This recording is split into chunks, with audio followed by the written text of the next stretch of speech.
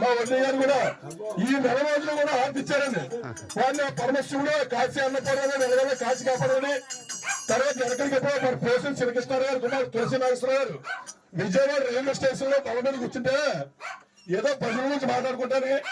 రాయకుంపాడులోని భజనలు చాలా బాగా చేస్తారు. అది ఎవరో ఎక్కడ చెప్పుకున్నాండి. ఇతను ఏమి తిరగట్టుగానే ఎక్కడ రాయకుంపాడంటే అన్నవరం రాయకపోడండి భజన చాలా బాగా చేస్తారండి. అదేవిధంగా మన నగర సంకేత నేతలు మన కోటమ్మ గారి ద్వారా కాశీ అన్నపూర్ణ గ్రూప్ అని ఉందండి.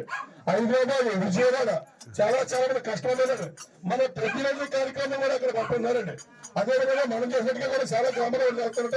వారిగా పరమశివుడు చల్లగా ఇంకా మంచి ఆయుష్ ఇచ్చి ఆరోగ్యం ఇచ్చి వారిని ఇంకా మంచి సేవ చేస్తారు. కాబట్టి వారిని వారి కుటుంబాన్ని పార్వతీ పరమేశ్వర కాల్చి కాబట్టి మా కోటమ్మ గారు అందరూ కూడా ఆయుష్ ఇచ్చి ఆరోగ్యం ఇచ్చి అనంత కోటి రూపాయలు వచ్చి వచ్చే సంవత్సరం కూడా మంచి మేడ కట్టుకోవాలని. అదేవిధంగా ఈ రోజు స్వామివారికి వీరాజు గారికి 340 రూపాయలు విరాళం ఇచ్చారండి. వారిని కుటుంబాన్ని పార్వతీ పరమేశ్వర సత్యదేవుడు వెళ్ళవైనా కాల్చి కాపాడాలని కోరుతున్నాడు. మహాదేవ అంటే మీరు అధికారులు ఇచ్చాడు. ఈ రూపాయలు కానీ ఏ సిద్ధానికి వచ్చాడు మా కోట